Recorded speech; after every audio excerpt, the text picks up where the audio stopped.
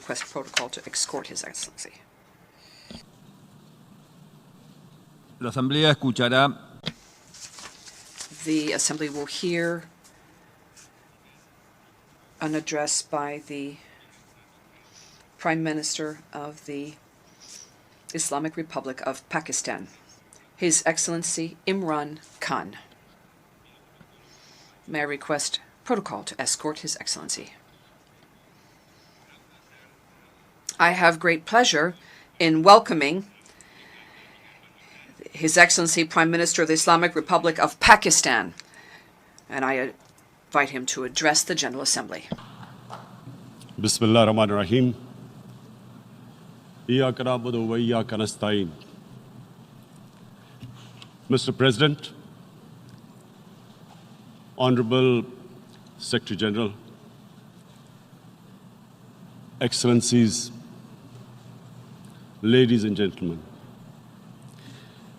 I feel honored today to represent my country at this forum of world leaders, where we have a chance to discuss problems that the world is facing. I want to talk about a lot of problems, but just 4 today. And I especially came to this forum despite a difficult time in my country, facing challenges. I would not have come, but because I feel that there are some very urgent problems which the world must address. So first of all, I start with climate change. So many leaders have talked about climate change. But Mr. President, I feel that there is a lack of seriousness. Perhaps world leaders some of the leaders who can do a lot, do not realize the urgency of the situation. We have a lot of ideas, but as someone said, ideas without funding is mere hallucination. Pakistan, I'll give you start with my own country. Our country is amongst the top 10 nations in the world which are most affected by climate change. We depend upon our rivers. We are mainly an agricultural country. And 80% of the water in our rivers comes from our glaciers. The glaciers not just on the Pakistani side, even India. The 80% of the water in Ganges and the Indian rivers also comes from the glaciers, from the Himalayan glaciers, Karakoram, Hindu Kush. And these glaciers are melting at quite a rapid pace. We detected already 5,000 glacial lakes in our mountains. And if this keeps going, if nothing is done, we are scared that humans are facing a huge catastrophe. In my country, when my party came to power in the province of KP, we planted 1 billion trees in 5 years. Now we've set ourselves a target of 10 billion trees in Pakistan. Idea being to counter the effects of global warming. But one country cannot do anything. This has to be a combined effort of the world. My optimism comes from the fact that humans, the Almighty has endowed humans with great powers. We can do anything, provided our survival instinct is stirred up. And this is really what I hope that the United Nations will take a lead in this. There must be more emphasis. Richer countries must be pushed. Countries that are responsible mainly are responsible for greenhouse gas emissions. They must be pushed because our country contributes minuscule amount to greenhouse gases. So I feel that the United Nations must take leadership in this. My second issue for me right now is even more critical. Mr. President, every year, billions of dollars leave the poorer countries and go towards rich countries.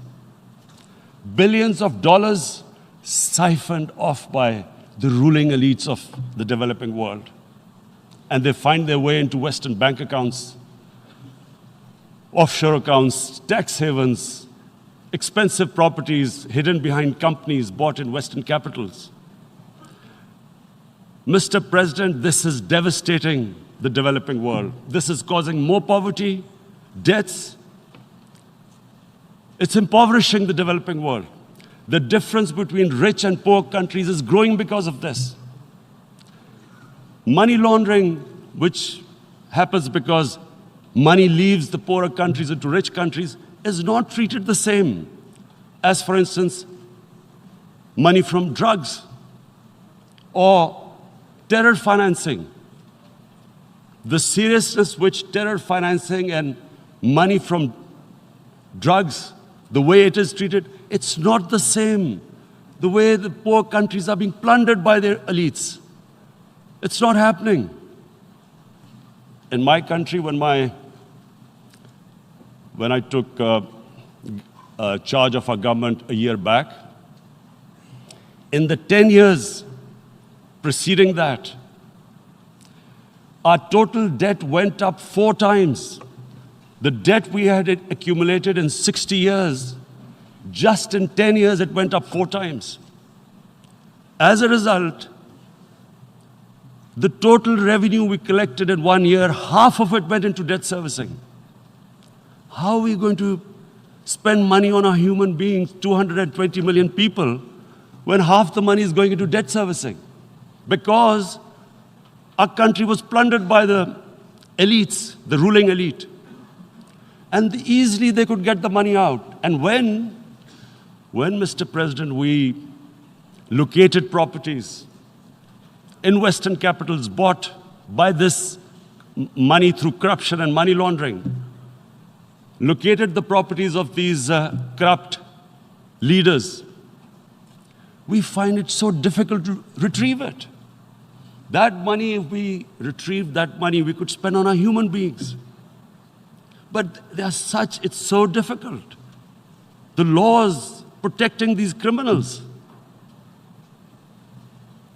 We do not have the sort of money to have expensive lawyers and spend millions and millions of dollars. We need help from the rich countries. And Mr. President, it's critical. The rich countries must show political will.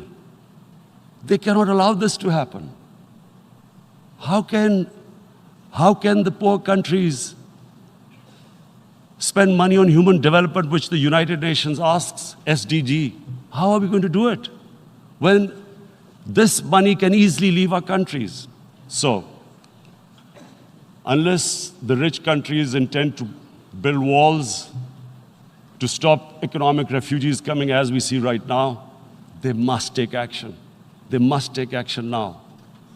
It must be a deterrent. Corrupt ruling elites should not be able to take money out easily and park it into foreign bank accounts and into these properties abroad. And I never understand why. Why do we have these tax havens? Why is this allowed? Why shouldn't rich people pay taxes? Why is it legal to have these tax havens where you have these secret accounts? Because, the world is changing. The population of the world is growing. Sooner or later, you're going to have a crisis. If the poor get poorer and the rich get richer, there is going to be a crisis sooner or later. So this is my second point. I hope that the United Nations takes a lead in this. It involves the IMF, the World Bank, Asian Development Bank. They must find a way of stopping this plunder of the developing world. My third point. My third point is Islamophobia. There are 1.3 billion Muslims in this world. There are millions of Muslims living in other countries, European countries, in the US, as minorities. Islamophobia, since 9/11, has grown at a pace where it is alarming. Human communities live together. There should be understanding amongst them. But Islamophobia is creating a division. Muslim women wearing hijab, it's become an issue. It's become an issue in some countries. Hijab is some sort of a weapon. A woman can take off her clothes in countries, but she can't put on more clothes.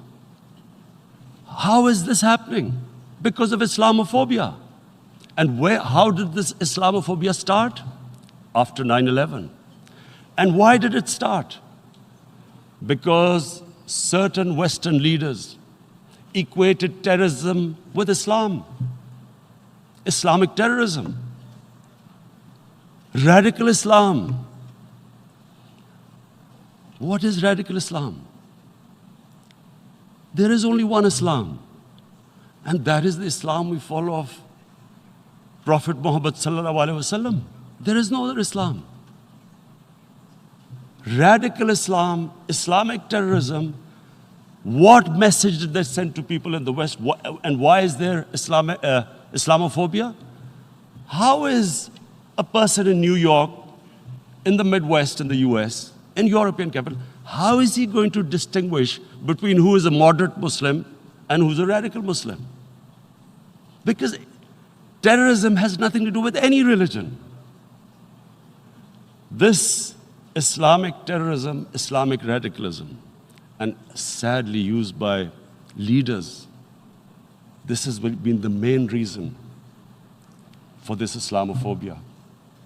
And it has caused pain amongst Muslims. We in Muslim countries watch this Islamophobia traveling abroad, and it's getting worse. And may I just say, Mr. President, that in European countries, it is marginalizing Muslim communities. And we all know that marginalization leads to radicalization. Some of the people who ended up as militants in Syria and other places were from marginalized Muslim communities. And my point here is that we must address this issue. I'm sad to say that we Muslim leaders have not addressed this issue either. After 9/11, when this thing came about war against radical Islam, rather than Muslim leaders trying to explain to the West that there is no such thing as radical Islam, in all human communities, they are radicals. They're liberals and rest are moderate. All human communities, Christians, Jews, everyone has it. But Islam is not radical, neither Judaism, neither Christianity, neither Hinduism. No religion preaches radicalism. The basis of all religion is compassion and justice, which differentiates us from the animal kingdom. But unfortunately, the Muslim leadership was so scared of being called radical Islam that all of them became moderates. In Pakistan, we were in the eye of the storm, and our government coined a phrase called enlightened moderation. No one knows what it meant. But everyone started putting on Western suits that they were moderates, started speaking. Even those who didn't know English would speak English because they were moderates. No one had a clue what it was. Because we, in the Muslim world, did not explain to the West that there is no such thing as radical Islam. One of the reasons why, after 9/11, Islam was supposed to be equated with terrorism was suicide attacks. Because the 9/11 bombers did a suicide attack, all sorts of theories came up that the Muslims are involved in suicide attacks because they will get virgin in heavens. Some came up with, what about women, suicide attackers? So this bizarre thing happened. No one explained suicide attacks and Islam were equated. No one did research that before 9/11, the majority of suicide attacks in the world were by Tamil tigers, who were Hindus. No one blamed Hinduism, and quite rightly. What has Hinduism got to do with what desperate people were doing in Sri Lanka? We all know about, we've seen films about Japanese kamikaze pilots at the end of the Second World War doing suicide attacks. No one blamed the religion. But here we were trying to prove we were moderates and not explaining to the West. But the most important thing I wanted to say here today, in explaining this Islamophobia, Mr. President, and I feel it's very important because I've spent, because of, I played professional sport in England, I spent a lot of time there. So I know how the Western mind works and how West views religion. So where the misunderstanding about Islam came. And one of the reasons it caused Islamophobia. That was, in 1989, this book was published, maligning, insulting, ridiculing our Prophet Muhammad sallallahu alaihi wasallam. And there was a reaction in the Muslim world. The West couldn't understand what was the problem. Because in the West, because I have spent so much time in the West, religion is perceived completely differently. They don't look upon religion like we do. And so, Islam was supposed to be an intolerant religion. It was against freedom of expression. And Islam took a real beating 30 years ago. I still remember it became a watershed. And every 2 or 3 years, someone would malign our Prophet, peace be upon him. There would be a reaction by the Muslims. And again, it was Islam, an intolerant religion. Again, this time, I blame a certain section of the people in the West who deliberately provoked this, knowing the impact it would have. But the majority of the people in the West didn't understand. This is where, again, Muslim leadership let the Muslims down. We should have explained to them what our Prophet, peace be upon him, means to us. So in 1 minute, I'll try and explain what he means to us. Our Prophet was the witness to the divine book, the Holy Quran. The Holy Quran is the book of guidance for Muslims, and the Prophet's life was living the Quran. He was an example of what the Quran guided us to be. So he is the ideal we all try to get to. The Prophet created the state of Medina, the first state in Islam. That state was the basis of a Muslim civilization which became the predominant civilization for the next 700 years. And what was that state? I hear such strange things about Islam, that it is against women, it's against minorities. The first state of Islam in Medina, it was the first time a welfare state was set up. The state took responsibility of the weak, widows, orphans, poor people, handicapped. It taxed the rich, spent the money on the poor. The state announced that all human beings are children of Adam, hence equal, whatever the color of their skin. The state announced, the Prophet announced that, and slavery, the whole system depended on slavery as it did for many years in the Western societies. The Prophet said that one of the greatest deeds is to free a slave.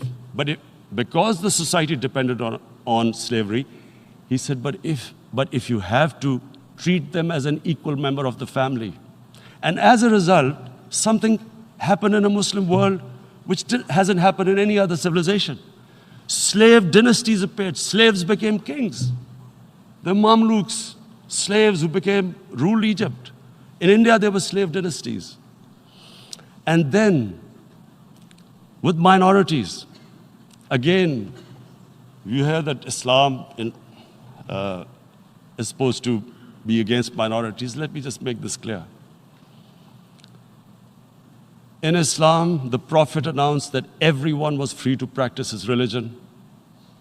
It was a sacred duty to protect the places of worship of all religions. He announced that every person is equal in front of law, whatever his religion or his color. And this incredible case, and I always quote this, that the fourth Khalifa, the head of state of Medina, he lost a court case against a Jewish citizen. So, number one, it showed there was a rule of law, no one was above law. And number two, that a Jewish citizen was an equal citizen. So, Mr. President, when a Muslim society is unjust to its minorities, it is going against the religion of Islam and our Prophet, peace be upon him. So, it is important to understand this. The Prophet lives in our hearts. When he's ridiculed, when he's insulted, it hurts. As we human beings understand one thing, the pain of the heart is far, far, far more hurtful than physical pain. And that's why the Muslims react. And I always thought that if I ever had this stage, I would try and explain this to the world community, especially to the Western community, because having lived in the Western community, people didn't understand this. When I first went as a teenager to England, there was a comedy film on Jesus Christ. It's unthinkable in Muslim societies. So we need to explain that, look, in a human community, we must be sensitive to what causes pain to other human beings. We have, in the Western society, and quite rightly, the Holocaust is treated with sensitivity because it gives the Jewish community pain. That's all we ask. That do not use freedom of speech to cause us pain by insulting our holy prophet. That's all we want.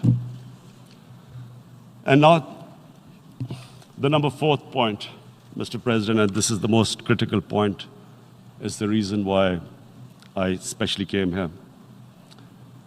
It is about what is happening in Kashmir. Before I go on this, I want to make one thing clear. That when we came to power, my first priority was that Pakistan would be a country which will try its best to bring peace.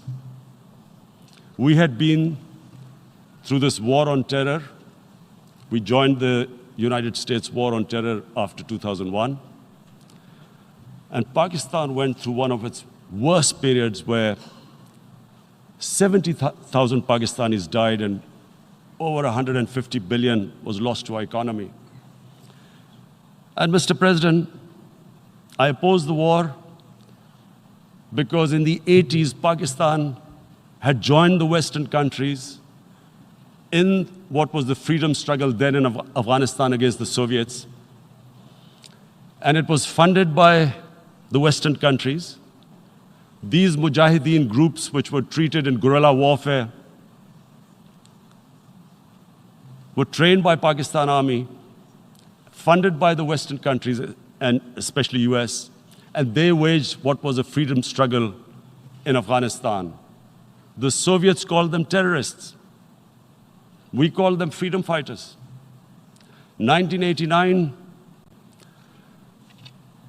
the Soviets retreated. The Americans packed up and left. Pakistan was left with these groups.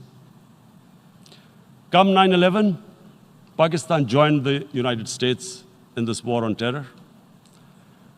And now our government was supposed to, the reason why I opposed joining this war because here we had indoctrinated them in jihad, meaning freedom struggle against foreign occupation.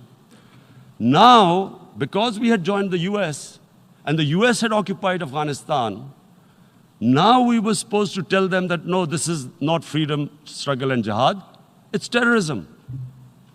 So that's why I tried to tell then government that, stay neutral, because you will have leverage over them. You will be able to control them. But if you join them, you become collaborators and they will attack you, which is what happened. They turned against us. We went through a nightmare. 70,000 people killed in a war we had nothing to do with. No Pakistani was involved in 9/11. Taliban were in Afghanistan. Al-Qaeda was in Afghanistan. What had we to do with it? 70,000 Pakistanis died. So when we came to power, we decided that we would dismantle what was left of these groups. And this decision was taken not just by us, but by all the political parties in Pakistan. Unfortunately, they didn't implement it. So we came to power, we decided to implement it, and we dismantled whatever was left of the groups. And I know that India keeps accusing us that there are these groups there. I would like the United Nations to send observers, see for themselves what we've done. No Pakistani government would have dared to do this because it would have created strife. But we decided that there would be no militant organizations in Pakistan. So I need to give you this background and to what I'm going to say later on. And secondly, we started mending fences. I invited the Afghan president. We developed a relationship with Afghanistan. We had problems with Iran. We mended fences there. And then India. Now let me just give you a little background about my relationship with India. Because of cricket, and cricket being it's a passion in the subcontinent, I had great following in India. I have friends in India. And I loved going to India. So immediately, when my party came to power, the first thing we did was to immediately reach out to India. And I spoke to President Modi and I said, look, we have similar problems. Climate change, poverty, let's get together. Let's resolve our differences through trade. Let's build a relationship on trust. Prime Minister Modi told me that, there were terrorist attacks from Pakistan.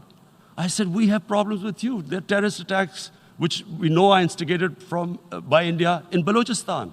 We caught a spy, Kulbhushan Yadav, who admitted what the sabotage going on in Karachi and Balochistan. So we said, look, let's leave that behind. Let's move forward. Our main priority should be our people. The highest number of poor people live in the Indian subcontinent. Unfortunately, didn't make any headways. Our foreign minister was supposed to meet on this in the UNGA last year. India canceled it. We thought that it's their election coming up. It's a nationalist, ultra-nationalist party. It doesn't want to cozy up to Pakistan. So we thought, okay, we'll wait till the elections. Meanwhile, a 20-year-old Kashmiri boy, whose father said was radicalized by the security forces in Kashmir, blew himself up on an Indian convoy. Immediately, India blamed us. I spoke to the Indian public on television. I said, if you give us any iota of proof, we will immediately take action because we've clamped down on these groups. Rather than sending us any proofs, they sent their jets in, they bombed us. We retaliated. Two of their planes were shot down, one pilot bailed out in Pakistan. We immediately returned the pilot, saying that, look, we do not want any escalation.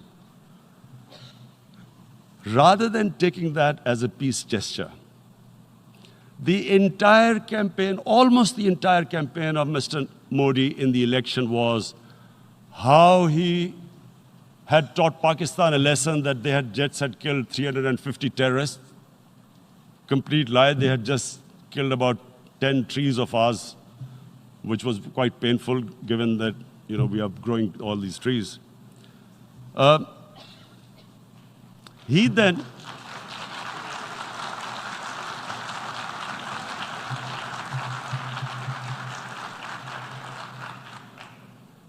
the election campaign, Mr. Modi used words like, "This is just a trailer. The movie is about to start. I went into Pakistan and taught them a lesson." This was the election campaign. Okay, so we thought, us politicians make all these statements to win elections. So, okay, after elections, we'll get back to our normal relationship. Well, the moment the elections ended, we approached India, no response, but then we discovered they were trying to push us in the FATF blacklist to bankrupt us. That's when we realized there was an agenda. And that agenda became obvious on the 5th August when India went against 11 United Nations Security Council resolutions, which say that Kashmir is a disputed territory and the people of Kashmir have the right of self-determination. They went against that. They went against Simla Accord, which is about bilateral, sorting out our differences through bilateral means, went against that. They actually went against the Indian Constitution. Illegally, they revoked Article 370, which gave Kashmir the special status. They got an extra 180,000 troops there. Total number of security forces in Kashmir now are 900,000. And they put 8 million people of Kashmir under curfew.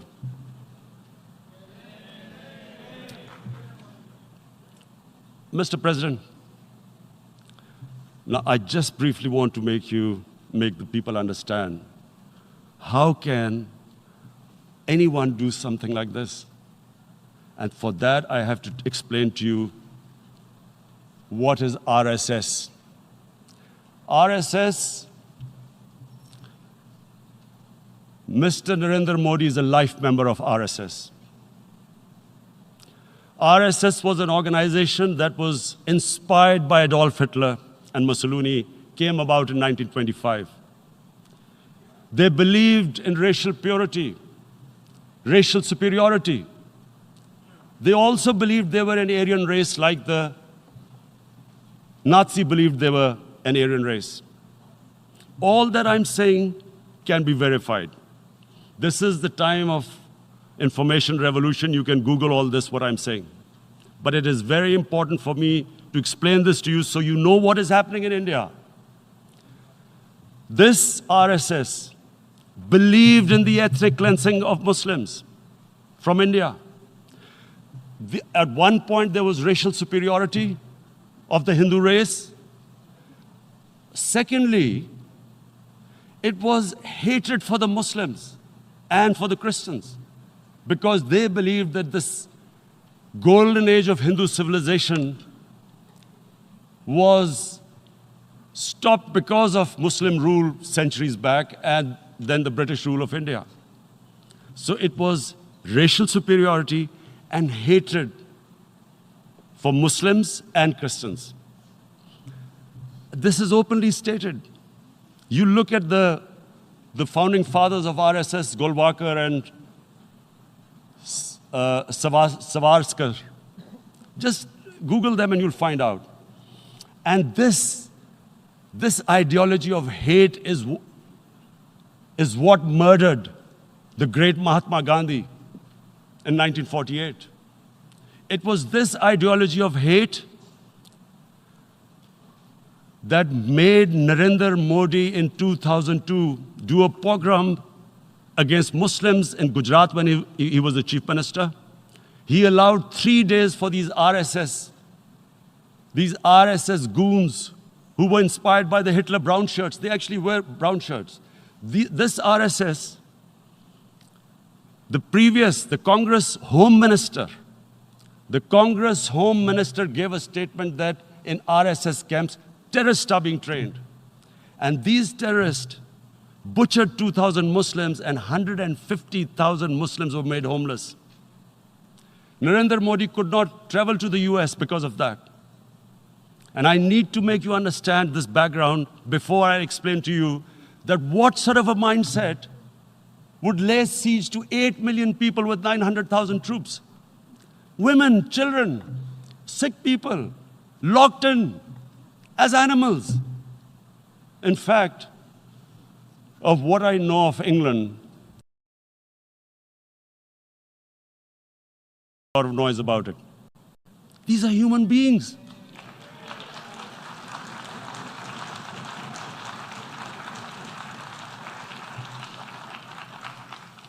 And Mr. President, what comes with racial superiority, these illusions of Aryan superior race, is arrogance.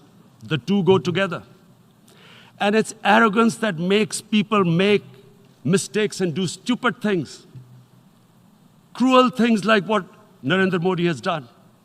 It's sheer arrogance. And it's arrogance that has blinded him from the fact that what is going to happen when the curfew is lifted? Has he thought about it? This hasn't been thought through. What is he going to do when he lifts the curfew? Does he think that people of Kashmir will quietly accept the status quo because India has changed the constitution and taken away the special status? They'll accept that? Mr. President, 100,000 Kashmiris have died in the past 30 years because they were denied the right given by the United Nations, the right for self-determination. 100,000 have died and 11,000 women have been raped. There are two human rights, United Nations human rights reports on this. The world hasn't done anything because India is a huge market, 1.2 billion people. Sadly, the material prevails over the human. But this has serious consequences. Again, I repeat, that's why I'm here. Look, what is going to happen when the curfew is lifted will be a bloodbath. The people will come out. There are 900,000 troops there. They haven't come to, as Narendra Modi says, he's done this for prosperity of Kashmir. This is supposed to be for the development. These 900,000 troops, what are they going to do when they come out? There'll be a bloodbath. Has he thought it through what happens then? Mr. President, has anyone thought that what happens when there is a bloodbath? What do you think the impact will have on people of Kashmir? What do you think they will think? The way they have been boxed in their houses, treated like worse than animals, no rights. Thousands of all the political leadership has been arrested, taken out of Kashmir. Even those Kashmiri leaders who were pro-India have been taken out. 13,000 boys have been picked up and taken to God knows which destinations. So what do they think? What will the people of Kashmir do when they lift the curfew? They will be out in the streets. And what will these soldiers do? They will shoot them. They've already used pellet guns, blinded young boys. In the last 6 years, the 5 years, the oppression that has gone on in Kashmir. And so, Kashmiris will be further radicalized. Mr. President, there will be another Pulwama. And guess what? India will blame us. They're already blaming us. They're saying all this is happening because of Pakistan. One of their defense ministers said, there are 500 terrorists lined up on the border to go in. Why would Pakistan send 500 terrorists when there are 900,000 troops? What impact are they going to make? What will they do? And why would? Don't we know that the moment there is some terrorist attack, all that will happen is there'll be further cruelty and oppression of the people of Kashmir. We will just give the 900,000 troops to further crush the people of Kashmir. And then will give the Indian government an excuse that, look, Pakistan is a terrorist state, and this mantra that has gone on, Islamic terrorism. The moment you use this catchword, Islamic terrorism, the whole world turns away. No one talks about human rights. You can do whatever you want, which is what has happened in Kashmir, because they keep using this word, Islamic terrorism. And this is what they're doing right now. What do we benefit from further increasing the cruelty on the people of Kashmir? And why would we want this? But there is no other narrative left for India. As when they lift the curfew, whatever happens, Pakistan will be blamed, and there is always a danger of another Pulwama. They might come and bomb us again, and then another cycle might start. And what does Narendra Modi think that 180 million Muslims of India are thinking right now? Aren't they watching these Kashmiris stuck inside for 55 days they've been stuck in? Aren't they watching? What do you think? Don't you think that the Muslims will be radicalized in India? And I'm talking about 180 million people. And when they get radicalized, there will be some incident in India somewhere down the line. Again, we will be blamed. And I'm warning you right now, again, we will be blamed. And Mr. President, what about 1.3 billion Muslims who are watching this? And they know that it is only happening in Kashmir because they're Kashmiri Muslims. This is not happening to Kashmiri Hindus. They know that this is happening because of their religion. So what do you think they will be thinking? What do you think the Jewish community would think if there were, forget 8,000 Jews stuck like this? What do you think Europeans would think? What do we think? I mean, any human community, if their members are stuck like that, what do you think they will think? Are we a children of a lesser God? Is it not going to cause us pain? And then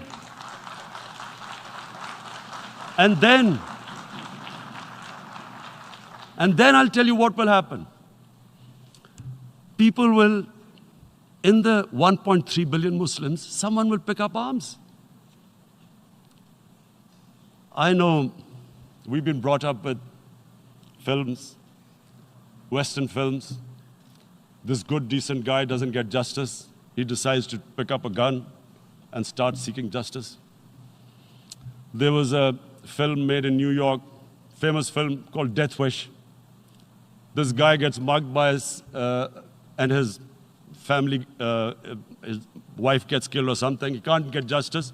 He picks up a gun and he goes around shooting muggers. And the whole cinema cheers him on. So what do you think the Muslims are thinking right now? If there is a bloodbath, there will be Muslims becoming radicals, not because of Islam, but because of what they will see, that there's no justice when it comes to Muslims. There were Rohingya Muslims, Myanmar, who are, God knows, almost 1 million people out, ethnic cleansing.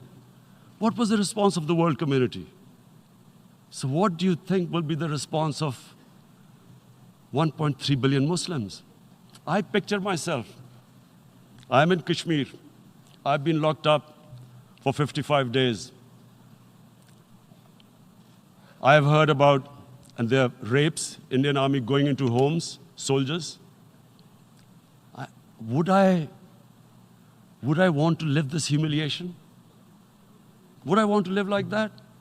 I would pick up a gun. You're forcing people. You are forcing people into radicalization. When people lose the will to live, what is there to live for? And this is what, if you can do this to human beings, you are actually radicalizing people. And so, Mr. President, I want to repeat here, this is one of the most critical times. There will be a reaction to this. Pakistan will be blamed. two nuclear-armed countries will come face to face like we came in February. And before we head in that direction, the United Nations has a responsibility. This is why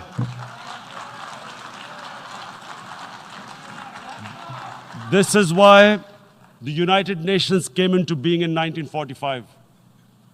You were supposed to stop this happening.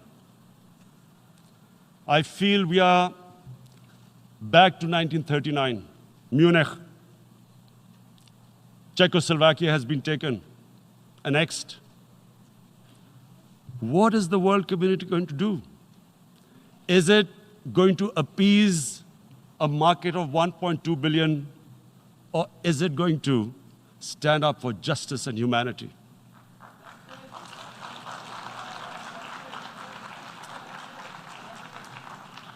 If this goes wrong, you hope for the best, but be prepared for the worst. If a conventional war starts between the two countries, Mr. President, if a conventional war starts, and anything could happen, but supposing a country 7 times smaller than its neighbor is faced with the choice, either you surrender or you fight for your freedom till death, what will we do? I ask myself this question. And my belief is, La ilaha illallah, there is no God but one. And we will fight. And when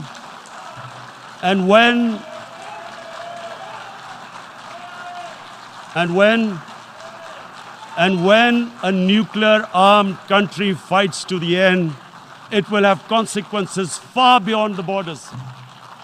It will have consequences for the world, which is why I repeat I'm here. Because I'm warning you, it's not a threat. It's a fair worry that where are we headed? And I've come here to tell the UN, you've got to, this is a test for the United Nations. You are the one who guaranteed the people of Kashmir the right of self-determination. They are suffering because of that. And this is the time. This is the time not to appease like in 1939 appeasement took place. This is the time to take action. And number one action must be that India must lift this inhuman curfew, which has lasted for 55 days. It must free all political prisoners, and especially those 13,000 boys that have been picked up. Parents don't know where they've disappeared. And then the world community must give the people of Kashmir the right of self-determination. Thank you.